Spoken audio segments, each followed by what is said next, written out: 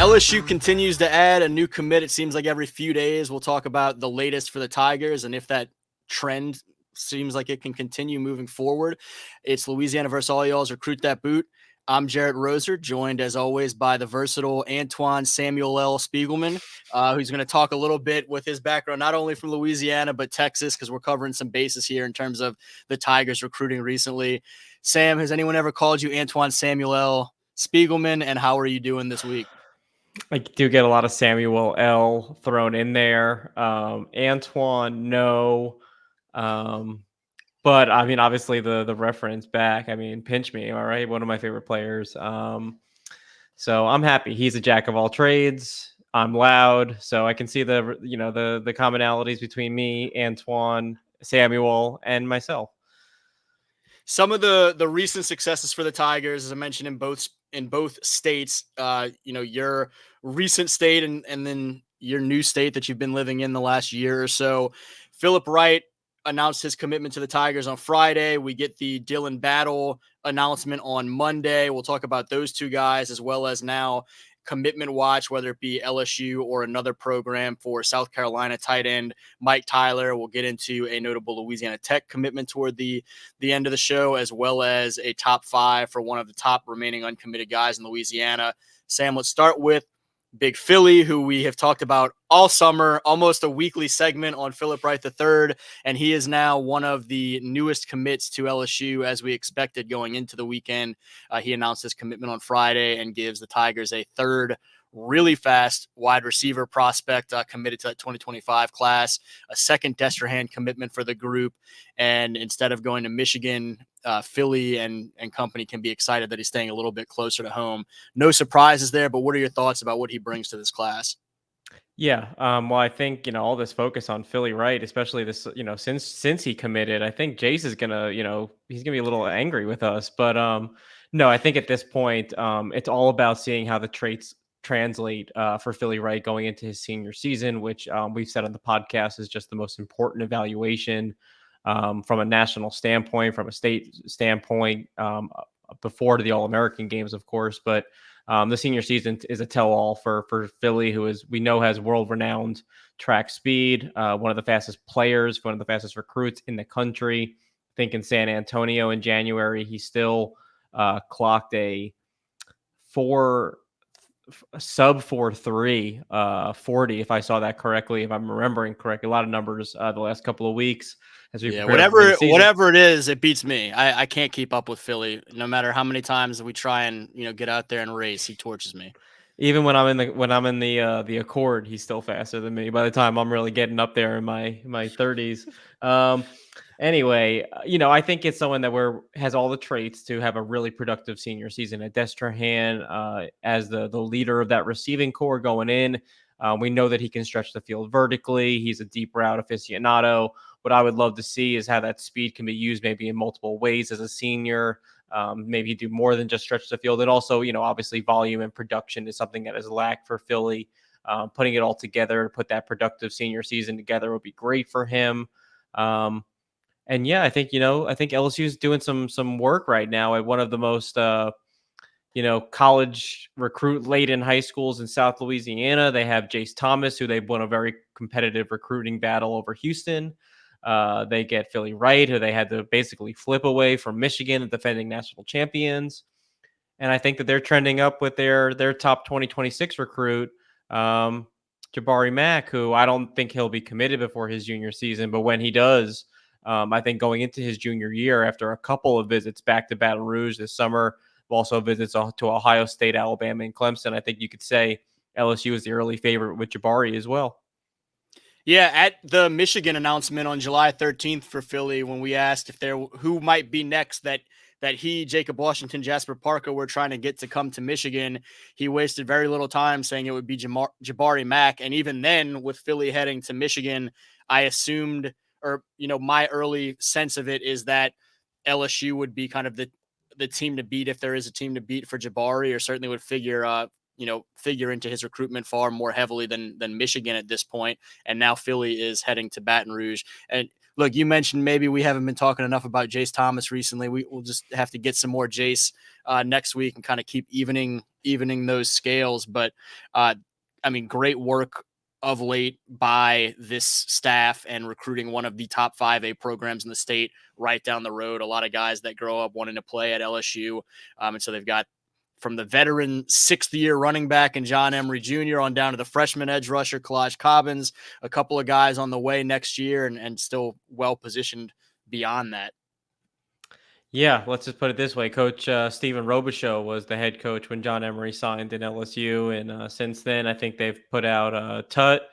Um, and now you'll see Jason Phillip and then Jabari. They are loaded from cycles to cycles. That's just what Destrehan does out in the river parishes, man. Heading from close to your old home in the city to closer to your new home, at least in the same state. Dylan Battle, the Mansfield Timberview defensive tackle who announced his commitment on Monday. He wasn't a prospect that I was watching particularly closely. I did not expect that news Monday until it happened, but they add a third defensive tackle at 2025 class. I think that's now 8 guys in the defensive front 7 that the Tigers have committed, 11 guys on defense overall. And so I don't know a ton about Dylan Battle. I started following him a little bit when LSU offered, but 6'2", 315, big bodied kid at a position where they continue to try and rebuild that room. You tell me what do you know about Dylan and what Tiger fans should know about a guy who is now a member of this 25 class? Yeah, another theme for this podcast when we're talking about Bo Davis and the guys that he likes on the inside of that defensive line group. That's an area where LSU is in desperate need of replenishment, of depth, of bodies, and that's exactly what Dylan Battle does. I think he's one of the much like Zion Williams out of Lufkin, Texas. Dylan or Dylan, I think it's Dylan actually. I was about to say this shows how little I know about him if I'm mispronouncing his name. It's just, I mean, it's a pretty straightforward 5-letter name. I could be wrong, so we'll go from Battle from here on out. Maybe Big it is D. Dylan.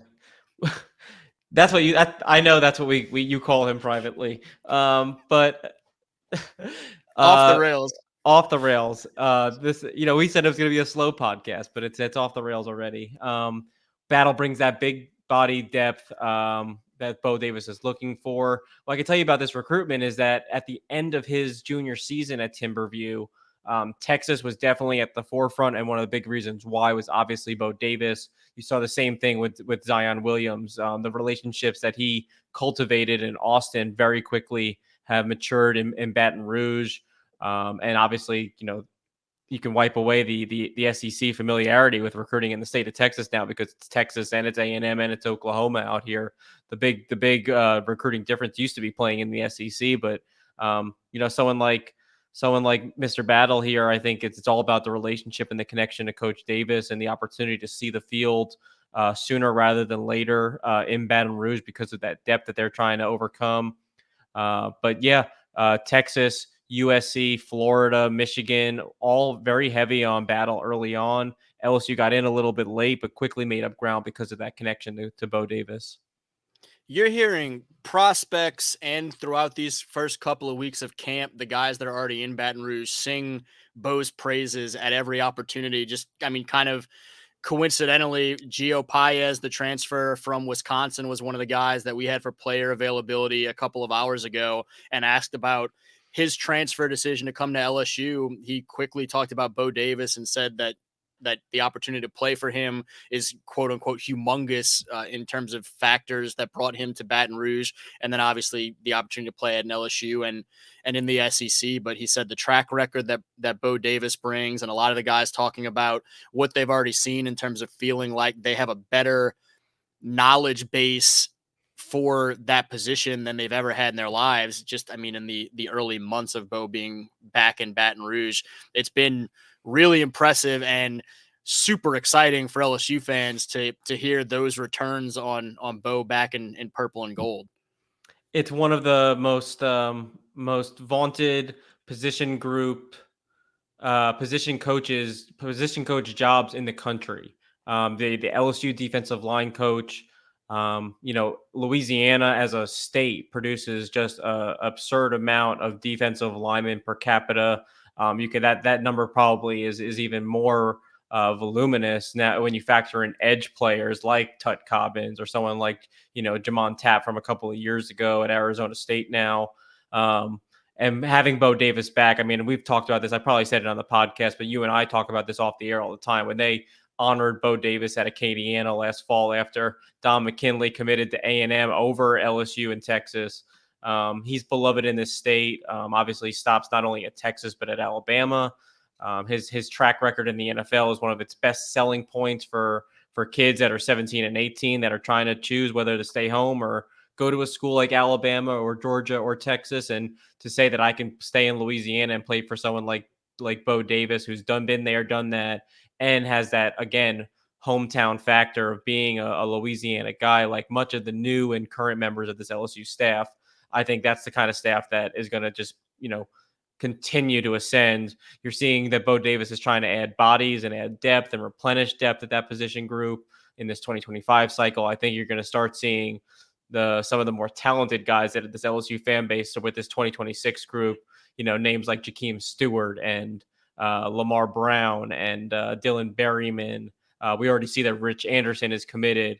You're going to start to see the fruits of that labor after those relationships continue to grow with 2026 and beyond for Bo.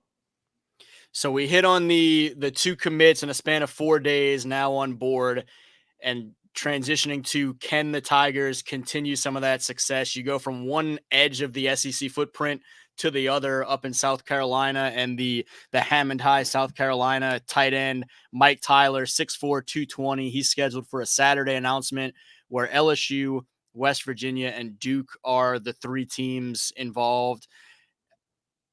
I know he was just on campus a few weeks ago, however long it's been now. It seemed like he had a great trip down to Baton Rouge. What's your vibe for where the Tigers stand with big Mike Tyler to potentially add him alongside JD LaFleur as a second tight end in this class for a program that is suddenly loaded with tight ends right now? Yeah, well, I can tell you this: he definitely made it to the Bayou Splash, and then did not make it to Duke on the Saturday or Sunday back in on his way back to South Carolina, which was originally the plan. All signs are pointing up for the Tigers going into his announcement this weekend. I like where LSU sits. I think Mike Tyler, like you mentioned, 6'4", 220 pounds. A little bit different than JD LaFleur in his makeup. He's a bigger wide receiver that I think is someone that can continue to add to his frame and develop as a high upside, more project tight end. We already know he's a talented wide receiver, dominates at the Hammond School in South Carolina. You love to see, he's obviously not a blazer downfield. So to having him as just a very versatile pass catching option from the tight end, you pair him with JD LaFleur, who we've seen as a very superb pass catcher.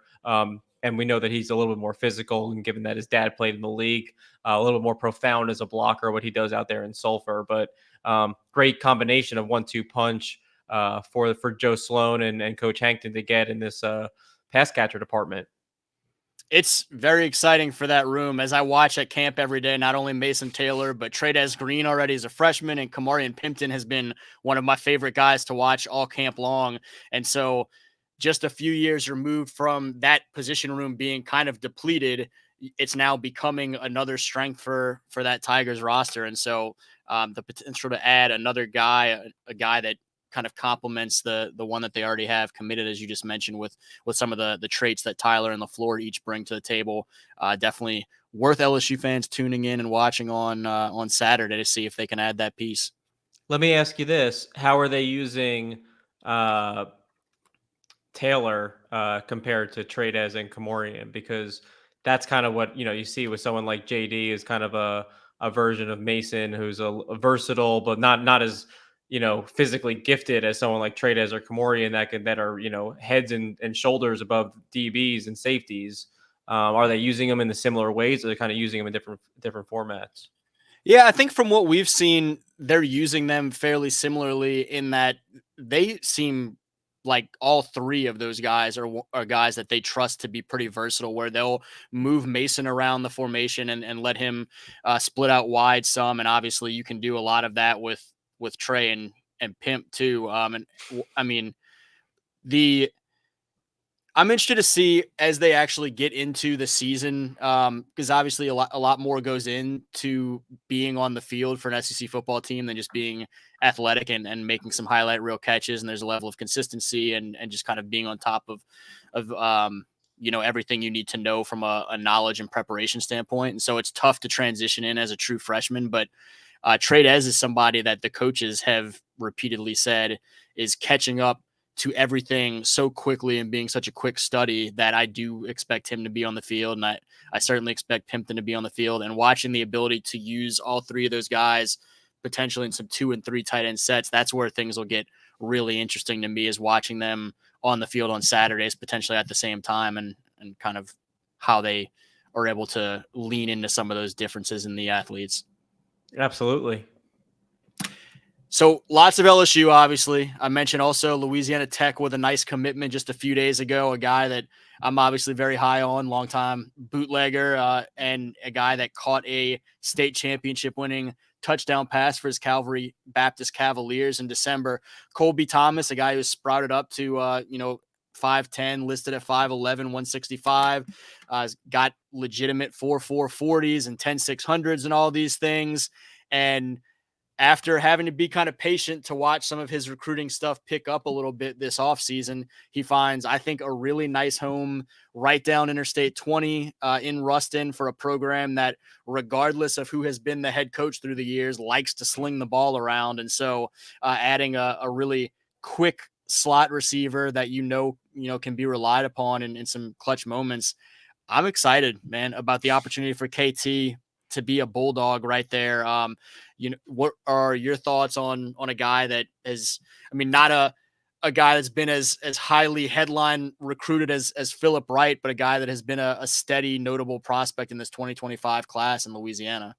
Yeah, well, I know that from our discussions, from our talks with some of the guys at Calvary, this is one of the guy that turns the heads of the coaches almost, week in and week out, or the people that are around the program a lot. And if you're someone like Sonny Cumbie and you're trying to we were just trying to look before we started about which Shreveport area kids are committed to Tech, and it's not a number that is really going to grab you. And Kobe, maybe is the start of a good trend for Louisiana Tech. That's what you want to see, them recruiting Shreveport, which in the past has and should be one of the more fruitful areas for them to pick upon. And there's a ton of guys that fit the bill to play at Louisiana Tech from that area. And Kobe definitely fits that bill. And again, checks all those boxes as a program player at the high school level that Louisiana Tech should be capitalizing on and trying to add to that roster. He's a guy that was really productive this past year as a junior on a senior heavy receiving core, including Jay Simon, who's now in Ruston. And so back-to-back years that the Bulldogs will be pulling Calvary Baptist receivers. And this fall will also be really interesting to watch Colby as now the senior kind of go-to guy. And he'll have some help certainly with a couple of transfers in both from in-state and from out of state. And so a nice little senior group still for a program that got back over the mountaintop and won a state championship this past year. And I know is really geared toward repeating this year and looks poised to certainly be in contention to do so. And KT will be a big piece of that. One more guy we wanted to talk about, one of the top uncommitted prospects left in this 2025 class in Louisiana, a guy that we've also talked about at times because this running back group is so loaded in Louisiana's 2025 class. But Nate Shepard just dropped his top 5 of Cal, Tulane, Cincinnati, Northwestern, and Duke. He said there will be a commitment date dropping here shortly. And so a lot of eyes, certainly in St. Tammany Parish and around the New Orleans area, will start to kind of monitor Nate Shepard. Tulane, the home greater New Orleans area team in the mix for him, but I know there are some good options really coast to coast for him. What's your feel right now as we get closer toward Nate Shepard decision day of what to expect from the skipper star? Yeah, well, when I have gone into St. Tammany Parish, which is quite a bit, I always got my head over my shoulder because I've been pulled over a few times on that causeway going a little bit too fast on the way home from games. So here's how I view his recruitment is after his official visits, he went to Cal and to Duke and to Northwestern, which offered him while we were all at OT7, the finals, and it was school. Obviously, Nate is not only a fantastic football player and a very versatile running back, especially a great pass catching back, which we've seen time and time again Yeah. this offseason. But he's also a super brilliant kid. So I pegged it at this as Cal and Duke are kind of the tone setters in this recruitment. Even I think Northwestern got in, impressed him, but maybe just a little bit too late for Nate. And then if I'm looking over my shoulder like I am for the St. Tammany Police down the causeway, I'm looking at Coach Summerall and Tulane as the kind of the dark horse, but definitely between Summerall and Brock Hayes, who just dominates recruiting in the New Orleans area and has at multiple stops and is really just doing excellent uptown now. I think Tulane might be, the third team to watch. And we'll see whether he wants to take the hometown route, which has been a very common theme under not only Willie Fritz but Coach Summerall, and see guys like Shaz Preston on that roster and guys like Ashad Clayton there. But if he wants to go Power Four, I think Cal impressed him. I think Duke impressed him, and obviously both of those schools not only great football programs, especially what they're building over at Duke, but great schools to get a degree from as well. Got to be careful on that bridge, man. That's 24 1/3 miles where they're waiting to get you, and then right as you get off the bridge too, after you go through that and you're excited to see dry land again, they're waiting for you right there. Well, they wait for you in the little pockets. The Obviously, crossover. you learn to check that out pretty often.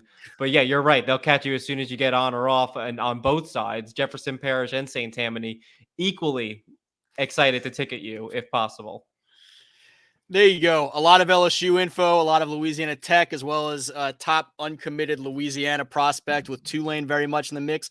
Also, some driving tips and kind of keeping your head on a swivel when going to and from St. Tammany Parish back to the city. That's the type of stuff that Sam Spiegelman can keep you covered with. DM me for more hot traffic stops in South Louisiana. I got them buried into my memory, and when I'm there in a few weeks, best believe I'll be looking over my shoulder the same way I did for the past 12 years. You can't keep up with your DMs anyway, and now you're telling people to DM you for traffic tips. That's something I'd be excited to share in my free time. Just mixing it up. Again, he's Antoine Samuel L. Spiegelman, the versatile recruiting reporter from all over the Gulf South. And this is Louisiana Versalles Recruit That Boot. I'm Jet Roser. Thanks as always for y'all tuning in. It continues to be fun chopping it up with more news every single week, even as the season approaches. And we will be soon getting into some more preseason looks, just kind of setting the stage for what we're watching heading into this actual high school football season around Louisiana. I know we wanted to talk about some of our top games to watch and things like that. So with just a few weeks left until kicking this thing off for real, make sure to stick with us and watch for some more content of that nature. Again, he's Sam Spiegelman. I'm Jet Roser. This Louisiana Versalles, y'all. Thank y'all.